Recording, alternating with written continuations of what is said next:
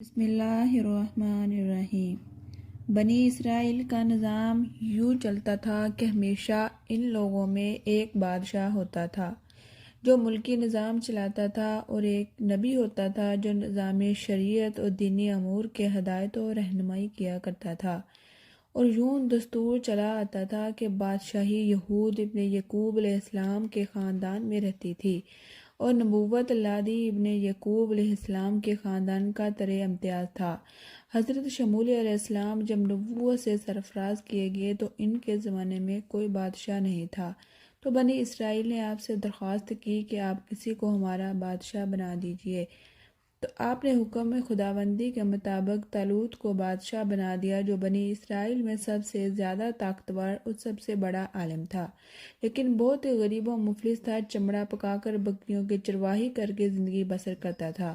اس پر بنی اسرائیل کو اعتراض ہوا کہ طالوت شاہی خاندان سے نہیں ہے، لہذا یہ کیسے ہمارا بادشاہ ہو سکتا ہے؟ اس سے زیادہ تو بادشاہی کے حقدار ہم لوگ ہیں، کیونکہ ہم لوگ شاہی خاندان سے ہیں۔ پھر طالوت کے پاس کچھ زیادہ مال بھی نہیں ہے، ایک غریب و مفلس انسان بلا تخت شاہی کے لائق کیوں ہو سکتا ہے؟ بنی اسرائیل کے ان اعتراض کا جواب دیتے ہوئے حضرت شمویل علیہ السلام نے یہ تقریر فرمایا، اسے اللہ نے تم پر چن لیا اور اس علم اور جسم میں کشادگی زیادہ دی، اور اللہ اپنے ملک جسے چاہے دے، اور اللہ وسعت والا علم والا ہے۔ ان سے ان کی نبی نے فرمایا، اس کی بادشاہی کی نشانی یہ ہے تمہارے پاس تابوت جس میں تمہارے رب کی طرف سے دلوں کا چین ہے۔ چنانچہ تھوڑی ہی دیر کے بعد 4 فرشتے صندوق لے کر آ گئے اور صندوق کو حضرت شمویل علیہ السلام کے پاس رکھ دیا۔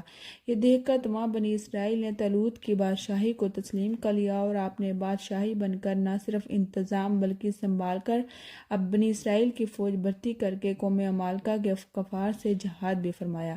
اور کچھ بچی ہوئی چیزیں ہیں، معزز موسیٰ اور معزز ہارون کے ترکہ کے اٹھائے ہوئے لائیں گے اسے فرشتے، بے شک اس میں بڑی نشانی ہے تمہارے لیے اگر ایمان رکھتے ہو۔ اس واقعہ سے جہاں بہت سے مسائل پر روشنی پڑتی ہے، ایک بہت ہی واضح درس یہ ملتا ہے کہ اللہ تعالیٰ کے فضل، اس کی نوازش کی کوئی حد نہیں۔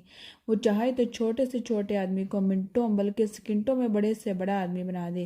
دیکھ لو، حضرت طالوت ایک بہت ہی کم درجے کے آدمی تھے، وہ اتنے مفلس تھے کہ یا تو دبگر تھے اور جو چمڑے کو دباغات کر اپنی روزی حاصل کرتے تھے، یا بکریاں چرا کر اس کی اجرت سے گزر بسر، مگر لمحہ بھر میں اللہ تعالیٰ نے انہیں صاحب تخت و تاج بنا کر بادشاہ بنا دیا۔ اس واقعے سے قرآن مجید کی عبادت سے معلوم ہوا کہ جسمانی توانائی، علم کی وسعت بادشاہی کے لیے مالداری سے زیادہ ضروری ہے، اور طاقت اور علم میں انظام اور سلطنت کا انتظام کرنا تقریباً محال اور ناممکن ہے۔ اس سے ظاہر ہوا کہ درجہ مال سے بہت بلند تر ہے۔